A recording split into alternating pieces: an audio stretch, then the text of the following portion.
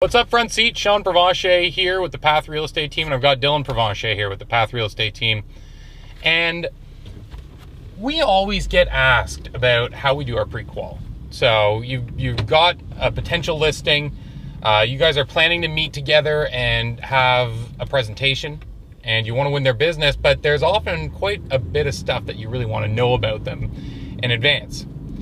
And one of the things that I found when I got further into my sales career was that there was this awkward moment in your pre-qualification where, you know, you've either agreed to an appointment or it's clear that you're about to, and then all of a sudden you panic and you realize there's all this stuff that you need to know. And you go from friendly and, you know, persuasive to almost like an intake clerk at a hospital. Yeah. It just gets really dry. Oh, great. You know, I'm so excited to help you and your family sell your home. You know, I just have a few questions. How many bedrooms? How many bathrooms? What is your lot dimensions? Will you be ready to sign? Are you interviewing other agents? Have you considered selling the home yourself? It's just robotic. Now, we've actually got a pre-qualification questionnaire that we wrote over hundreds and hundreds of listing appointments. Basically, every time we lose one, a new question goes in. Are you interviewing other agents? Like, we thought this was a crazy question to ask at first. You should just go in and do a good presentation and get it signed. Yeah, why would I want to make them think about interviewing other agents? Well, chances are, if they weren't already thinking of it, when you book the appointment, they're going to tell a friend or a family member, and that person's going to go, well, you're not just interviewing that one guy, are you? Plus, and my then cousin boom, Vinny, blah blah blah. Yeah, oh, you got to talk to blah blah blah. So here's what we've done just to solve the problem. First of all, plain and simple, build yourself out a checklist. Ours is extremely comprehensive, but guess what? It only takes about 10 minutes to do it because it's all in front of you. So you just pound through it like super fast. There's more than just one part to it. There's the document, and then there's a script. And if you go through the script, you'll get all the questions answered. Now, everyone says, okay, well, Sean, you just said, you know, you want to make it as personable as you can, and now you're saying that you use a script. And what happened with me was I got to a point where I knew I could just rattle off 80% of the questions, you know, basically ad-libbing as I went because I'd done it so many times. And it's great to be that comfortable. You still need a script to back you up. But what I ended up doing further in is I would casually pre-qualify them during the conversation. So I'd be talking to a prospect and I'd realize that we were going to book, first of all, we were going to book an appointment, but also they were ready to go. And I would, sorry, someone's trying to drive into me here. And I would, during the conversation, get 80% of it just done, so that I didn't have to stop the conversation then and go back and do the pre-qual because I already had most of it. I might just have to ask 2 quick questions at the end. Yeah. And which is kind of what the consumer would expect. You know what I mean? They would expect we know what we're doing. Yeah. Right? Totally. So this isn't something that happens overnight, but invariably what does happen is you'll want to get better at just having this be something that you're so comfortable with that it comes out. And one of the ways that I often have new agents practice is this little game that I invented called Beer with a Friend. And the Beer with a Friend game is basically an exercise where what you'll do is you'll go through your pre-qualification set of questions, but you're going to do it so casually that it was as though you were having a beer with a friend. Right. So, which, by the way, are the hardest people to pre-qualify. They are the toughest people to pre-qualify. You never know what you're walking into with your buddies. So we're going to do the exercise right now. Are you ready? Absolutely. Okay, so we're going to pretend, close your eyes. I'm just joking. We're going to pretend that we're literally at a pub. They just poured us a pint of our favorite beer.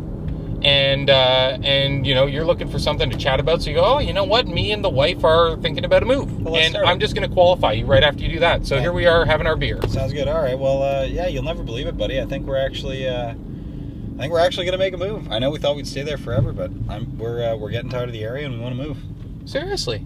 That's awesome. Yeah, we're pretty pumped about it. No way. Whose idea was this? You or the wife? Or you guys been talking about this for a while? Yeah, you know, we're just like not as enamored with the area as we were when we bought. And we kind of want to move west and just, you know, sort of get a bit more of that vibe going on. So, yeah, we've been talking about it for 5-6 months, and we figure we may as well start, you know, making some moves forward with it. Is this something that's going to happen right away, or is it something that you're going to wait until the right thing, or what? You know, how does the timing look? To be honest, we're not really sure. You know we want to do it, but I've also heard that things are a little bit on the downside right now. So we were sort of, I don't know, we're curious about timing, but we know we want to do it soonish. I guess that's You know, there's a unique opportunity in every market too with it going down. Maybe you could get a great deal on the buy or something like that. You know, speaking of the buy, do you know where you guys want to go? Yeah, west. So like the Junction or something like that. Oh, cool. So you guys are upgrading in terms of your hipness, that's for sure. Yeah. Moving from the beaches to the Junction. It's going to be a lot more convenient for my mustache wax stores. Yeah, absolutely, I bet. So is that like the most important thing about this move, or are there other things too? Like, what's that location going to do for you? Well, you know, we just, we really love the restaurants around there and sort of the walkability of the area. Okay, so like a pedestrian lifestyle kind of thing. Yeah, more. You know, I'm not a huge fan of driving, so I just think, I think it'll be better. Wow, this is so cool. Lucky thing that we're talking about this, man. Hey, can I ask, the home that you're in now, are you going to sell that? Or are you going to keep it and rent it? Like, do you have a plan surrounding all that? Yeah, we're going to sell it. Yeah, I mean, it's so expensive in Toronto. It's tough to imagine keeping too. Yeah, it's tough to handle too. And because of our the size of our equity, I don't think we'd be able to get enough rent to really float it and make it make sense. Plus, plus we need the down payment out of it. Wow. How long have you been in there? 8 years. 8 years. Cool. What do you think you'll sell for? Do you have like a range or a goal? I don't know. It's so tough to tell because, you know, in MLS we only really see what the prices come out at. I mean, I've seen houses in my range come out at like $699 and say sold over asking in 2 days, obviously, all the way up to like 1.2. So it's, I don't know. You know, I think I'm closer to the second number than the first one, but tough to say, really. What do you think would be like the price you just wouldn't go below? Well, I'd never sell for $699. I think, I don't know, like, I think 900. I think we'd have trouble going below. I don't think you'd have trouble getting that either. I don't. I mean, think, truthfully, the neighborhood should justify at least that much. Oh, at least, yeah. Yeah, absolutely. Have you like gone and seen anything out in the Junction? Like, have you gone and visited any homes or seen any that you liked on MLS? You know, we go to brunch out there like at least once a month, and usually after brunch we'll like cruise open houses a little bit and stuff. Okay, so you're comfortable with what's out there. You know, we met a couple of the local agents out there, and they seem fairly nice, but we haven't like, you know, we're not really actively doing anything. Have you like had them come to your house for an interview, or was it just like making friends at the open house? No. I mean, they're just, you know, realtors. You guys are friendly, and a couple of them have sent us a couple emails with listings and stuff. But I'm sure they have. Yeah, they have. Yeah. No one's come to the house though. I figured I kind of owed it to you to chat with you a bit about it too. Oh, hey man, you know, I really appreciate it. What do you think you're going to do? You're going to have a bunch of us in and take bids on the place, or are you just going to find someone you're comfortable with? I don't know, man. We hadn't really thought about it. You know, I knew I wanted to talk to you. That was actually part of the reason I wanted to grab the beer. And cool. Well, hey, that's awesome. So is this a lateral move, or are you going to be trading up? Are you going to be trying to take some money out of this whole thing? What do you want to do? Well, no, we don't need any money. I think really it's going to kind of depend on our conversation, because once we establish sort of what the range is, we'll sort of know what we're shopping for. And then, you know, if we need to put another 100 or 2 on the mortgage, well, it is what it is, you know? Yeah, no kidding. Now, who's like driving this? Is it you or your wife? Well, like I said, we both talked about it. You both talked about it. And what's your biggest concern? Like, what's the thing you want to make sure doesn't go wrong, or, you know, what do you want to make sure goes right? Well, I want to make sure the whole plan's viable, first of all, so that's probably what we'll do at the meeting. And we'll run some numbers, eh? Oh, yeah, for sure. Okay. And then the other, what am I worried about?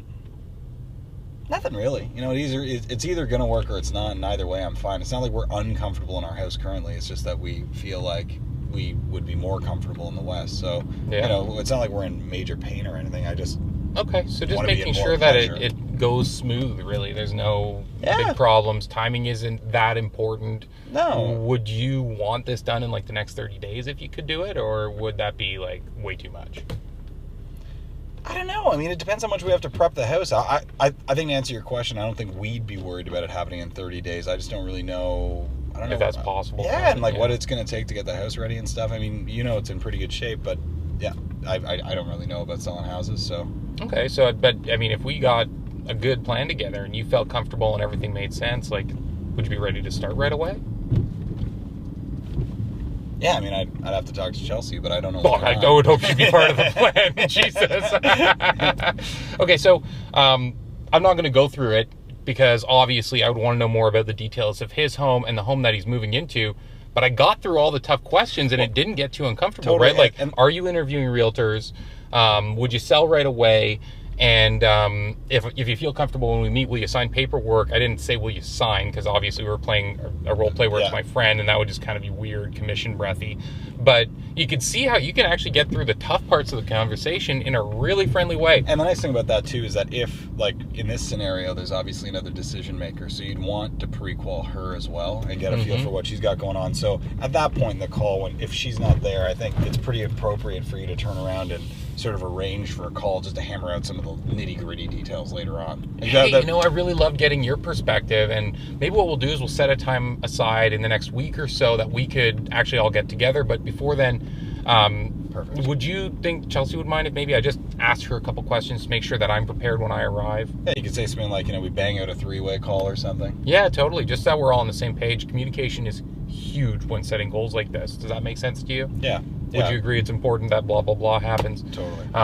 Couple tips, if you're new to this, have a sheet with just not everything, because you're going to get lost in it, but like the 5 things that you need to know about their trade and the 5 questions you got to ask. Yeah. And I'm not saying it's okay to skip questions, but there are some that are a lot more important than others. On our team, are you interviewing other agents? Sorry, Am I last? Are all the decision makers there? Will you be ready to sign if we sold your home in the next 30 days? Like, you're calling back if you forget those. Oh, totally. I remember when I was still doing all the listing appointments that for a long time, I was having trouble getting the guys to do the pre-qual in its complete state. They would skip questions that they didn't feel they were comfortable asking. And it took me rejecting to go on one appointment, and all of a sudden the thing was filled out in its entirety. So voila! It is very, very, very easy to make sure you get through it all. Just make a commitment that you don't go on the appointment unless you have the answer. And I can tell you guys, I've had good buddies lose listings from past clients and good friends because they didn't pre-qual it out and they assumed something, and all of a sudden they were wrong. It happens all the time. All the time. All the time. The other you need about one a year to remind you how important it is. Yeah, it's like a bad golf swing. Only those happen a lot more often. Another thing I always tell new agents is if you get a little bit lost, switch houses. So, most of the time you're going to be talking about someone moving out of something and into another thing. If you're trying to think of where to go next, go to the other one. So you'll notice I was talking about him, what he wanted to move into, and I said, oh, well, what about the house that you're in now?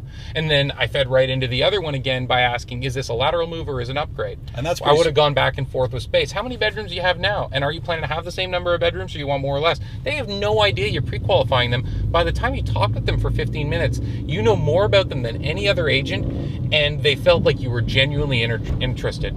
So if you're going to practice this, I recommend practicing it in a couple different instances. First of all, number one, practice it with a non-realtor. Yeah. So go after your dad, go after a friend. Just say, hey, I got to practice this scripting thing. Can I buy you a beer? Yeah. Why the heck not? And then from there, you can do it with a couple real estate friends. I've found that you will get the best feedback and practice from people who are not in the industry. Yeah. We used to have our buyer agents, when they were practicing their buyer presentation, go and practice with our dad. He's this French-Canadian guy. He's got a bit of an accent. He gets confused by things sometimes. And he would ask like weird questions, and they'd be like, I never thought about that, but that puts this in perspective, makes a big difference. Because the realtors know what you're doing, right? And they're listening for it. And they're going to feed you stuff. Yeah. Oh, like here's an objection or something. You don't want that so much as you just want to have a comfortable, casual conversation where you practice getting information out of people without them knowing that you're going through a sequence. So that's the beer with a friend game. Yeah, now you know. And now we got a training video, so you don't need to teach anyone anyways. Isn't that awesome? Thanks, buddy. Yeah. So if you want a copy of our insane checklist, I'm happy to send it to you. We don't use hard copy, we use soft copy. So we put all of the information we get into this and then email it to ourselves or the listing agent who's going on the appointment, complete with links, like hyperlinks to property details down at the bottom, so that they can literally just, oh, you're looking for whatever weird property. We've got everything they could ever ask for in here. We could do a whole other video on this thing. Yeah, we'll do that. And I can send you anything else you like. So reach out if we can help you. And otherwise, thanks for watching. Have a great day, friend Cedars.